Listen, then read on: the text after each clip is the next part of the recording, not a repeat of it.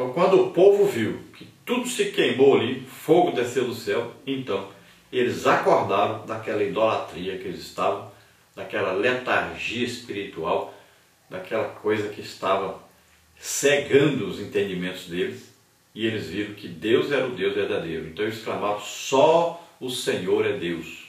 O Senhor aí com letra maiúscula, indicando o nome Jeová, o Todo-Poderoso. Então eles clamavam: só o Senhor é Deus, só o Senhor é Deus. Chegaram à única conclusão que se pode chegar: só existe um Deus, o Deus Todo-Poderoso, que fez os céus e a terra, o Deus que está presente em toda parte, o Deus que conhece todas as coisas, o Deus que é todo-poderoso. Glória a Deus. E veja que Elias não se esqueceu do juízo de Deus sobre os profetas de Baal e de Azerá. Então ele diz: pegue os profetas, porque o juízo vem sobre eles agora. E os levou até o ribeiro de Quizon, e ali os matou a todos. Então, quando nós pregamos o Evangelho, nós devemos sempre pregar o Evangelho pedindo a Deus uma manifestação dele quando o Evangelho é pregado, para que o povo possa ver a diferença entre o Deus deles e o nosso Deus. O Evangelho sempre foi pregado com sinais, prodígios e maravilhas. Pedro, quando pregava em Atos dos Apóstolos ali, quando iniciou a igreja, ele diz: olha, Jesus, varão aprovado por Deus entre vós. Com o quê? Como é que ele foi aprovado? Com sinais, prodígios e maravilhas. Pedro pregava o Evangelho com sinais, prodígios e maravilhas. Paulo pregava o Evangelho com sinais, prodígios e maravilhas. Sempre mostrando, confrontando Satanás. Mostrando que o poder de Deus é superior ao de Satanás. E isso se demonstra com sinais, prodígios e maravilhas. Expulsão de demônios. É um combate espiritual.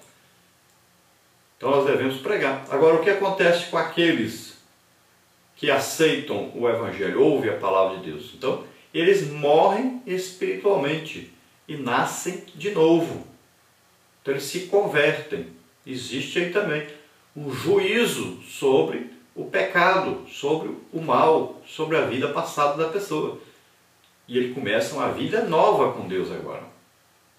E aqueles que não se convertem, muito provavelmente se tornarão piores do que eram ainda, se não abrirem os corações para Deus. Vamos ver a nossa lição, então, tem aí 4 partes. Primeira parte, confrontando os falsos deuses. Segunda parte, temos aí confrontando os falsos profetas. A terceira parte, confrontando a falsa adoração. E, na última parte, a parte número 4, confrontando o sincretismo religioso estatal. Introdução nossa aí diz: o confronto de Elias com os profetas de Baal, conforme narrado no 18º capítulo do livro de 1 de Reis, foi um dos fatos mais significativos da história bíblica. Mais significativo ainda foi a vitória que o profeta de Tisbe obteve sobre os falsos profetas. Significou a continuidade da existência de Israel como povo a quem Deus havia escolhido para cumprir seu propósito salvífico com a humanidade. Então Deus tinha um plano de salvação para todos, e desse povo é que deveria nascer o Salvador. Então veja bem que o plano de Deus estava em risco, porque não existiria mais povo de Deus sobre a terra se o povo continuasse naquela idolatria a Baal e a Azerá. Então era preciso fazer com que esse povo voltasse novamente a adorar o Deus verdadeiro, o Deus legítimo. Nesta lição estudaremos então como o profeta Elias foi usado pelo Senhor para confrontar os falsos profetas com seus falsos deuses, fazendo com que o povo de Deus abandonasse a falsa adoração. Então, através desse confronto de Elias com os falsos profetas de Baal e Azerá, é que o povo acordou para a realidade, e através desse sacrifício aí que Elias fez e que Deus respondeu com fogo, então foi possível revelar ao povo que aqueles 850 profetas eram falsos e Elias era o verdadeiro profeta. E também foi necessário para revelar ao povo o que era realmente a legítima adoração a Deus. Porque aquele tipo de adoração que estavam fazendo era adoração falsa e feita a deuses falsos. Então revelou ali falsos deuses falsos profetas de um lado e falsa adoração. Do outro lado revelou Deus verdadeiro, profeta verdadeiro, adoração verdadeira. Então veja que a adoração verdadeira não precisa de muitas palavras, não precisa de inventar coisas. Faça tudo de acordo com a palavra de Deus e dará certo. Então a parte número 1 aí, confrontando os falsos deuses. Nós temos aí 2 tópicos, conhecendo o falso deus Baal e identificando a falsa divindade Azerá. Primeiro, então, conhecendo o falso deus Baal. Baal era uma divindade cananeia. 1 de Reis 16:31 diz isso. Por diversas vezes fizemos referência a esse fato, mas aqui iremos conhecer mais detalhadamente esse falso deus e assim entender por que ele causava tanto fascínio no mundo cananeu e também em Israel. A palavra Baal significa proprietário, marido ou senhor. Então veja bem que Baal era um deus cananeu. Deus havia dado uma ordem para Josué para que, quando ele entrasse na terra prometida por Deus, que era Canaã, ele deveria destruir todos os povos que haviam ali, queimar tudo, os deuses, e matar todos os povos que estavam ali.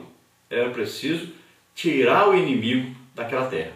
Assim como nós, quando aceitamos a Jesus como Senhor e Salvador, o que nós temos que fazer? Tirar da nossa vida toda a idolatria, tirar todo o mal, repelir o mal, tirar aquilo que nos leva ao pecado. Então, retirar das nossas casas imagens de escultura, tudo que ofende a Deus, tudo que é objeto de idolatria, esses CDs de músicas aí, todas contrárias à palavra de Deus. Nossas roupas devem ser mudadas para roupas que nos levem a sermos realmente representantes de Deus e não representantes do mundo ou do diabo. Nossa maneira de falar deve mudar, largarmos aí as gírias, sinais com a mão, com o olho e aquelas coisas que pertencem ao reino de Satanás e não de Deus. Retirarmos as tatuagens, os pinces, tanta coisa que indica que nós éramos antes filhos do diabo e não de Deus. Então devemos mudar essas coisas. E geralmente a pessoa aceita Jesus como Senhor e Salvador, mas deixa algumas coisas do inimigo e essas coisas vão prender você. Então deixe os filmes pornográficos, deixa aí essas salas de bate-papo, de ficar o dia inteiro conversando fiado, não fala nada de Deus, é só falando da vida alheia. Deixa o passado pecaminoso, largue essas coisas. Comece agora a trabalhar para Deus, fazer as coisas para Deus. Então seja um instrumento de Deus agora. Então, naquele tempo, Josué não conseguiu expulsar todos os povos de suas terras. Quando ele morreu, ficou pior ainda. Então, começaram a fazer aliança com o inimigo, deixar o inimigo sendo escravo ali, depois fazendo amizade com os reis e, através disso, através dos casamentos mistos, começaram a se casar com os filhos dos cananeus e a idolatria, então, foi entrando naquele povo e eles foram ali como aquele sapo que você coloca dentro d'água, né? Se você colocar dentro da água quente, ele pula, mas se você colocar na água fria, dentro da panela e for esquentando devagarinho, ele vai se adaptando ao clima e vai até que ele morre ali, bem cozido. Então assim também, o pecado vai entrando na igreja, vai entrando na sua casa, vai entrando e você vai se acostumando com ele, vai se acostumando, porque você não combateu, então você vai se acostumando com ele e ele gera morte. Assim também aquele povo. Foram se aproximando, se tornando amigos daqueles povos que haviam ali, daí a pouco estavam na idolatria, adorando os deuses deles. E é isso que aconteceu.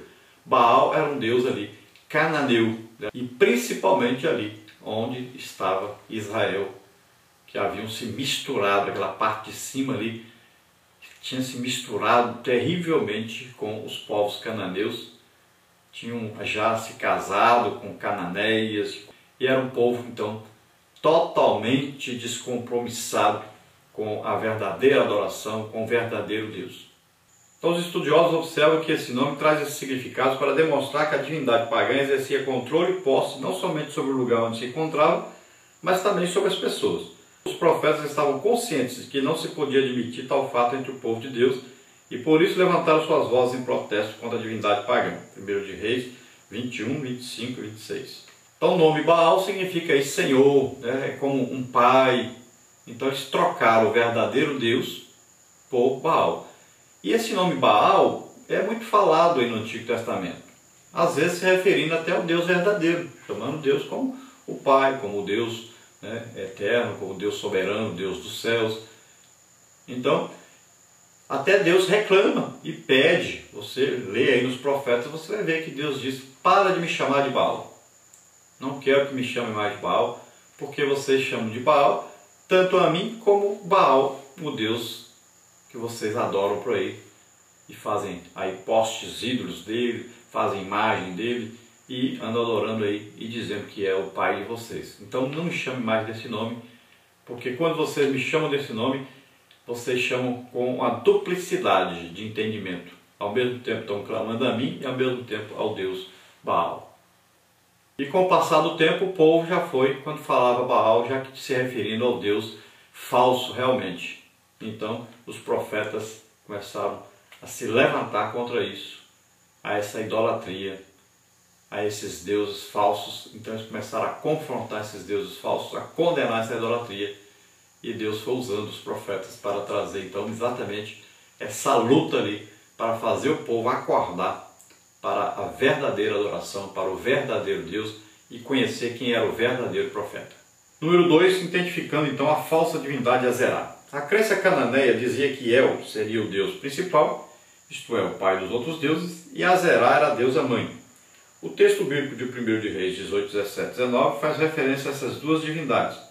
A palavra poste-ídolo nesse texto é a tradução do termo hebraico Acera ou Azerá, e mantém o significado de bosque para adoração de ídolos.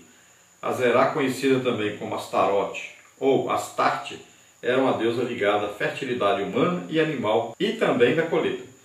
No texto bíblico observamos que ela exerceu uma influência grandemente negativa entre o povo de Deus. Veja aí Juízes 2:13, 3:7, 1 de Reis 11:33. Assim, entendemos o porquê da resistência profética a esse culto. Então, ali os deuses eram adorados, um Deus como sendo o Deus Pai de todos os deuses, o El. E essa palavra El também indica Deus Todo-Poderoso, o Deus verdadeiro também. Quando se fala El Shaddai, El Elyon. Então, sempre essa palavra El significa Todo-Poderoso. Era usado tanto para o Deus verdadeiro como também para o Deus falso. Então se acreditava ali que existia um Deus Pai de todos os deuses, El, e a sua esposa era Azerá. Azerá era considerada então a deusa da fertilidade, tanto humana como animal, e também pelas colheitas, responsável pelas abundantes colheitas. Veja bem que Baal responsável pela chuva e Azerá responsável pelas colheitas, né? Baal era considerado todo-poderoso, um Deus ali sobre o sol, sobre as estrelas, sobre a lua, e Azerá responsável então pela fertilidade. Veja bem que Azerá também, esse nome, ele é conhecido como os postes ídolos, ou seja, quando se falava assim, fulano plantou um bosque, o que queria dizer isso? Queria dizer que ele encheu ali a cidade de postes ídolos, de plaquinhas de barro, né, de madeira, e em formato do deus Baal ou de Azerá.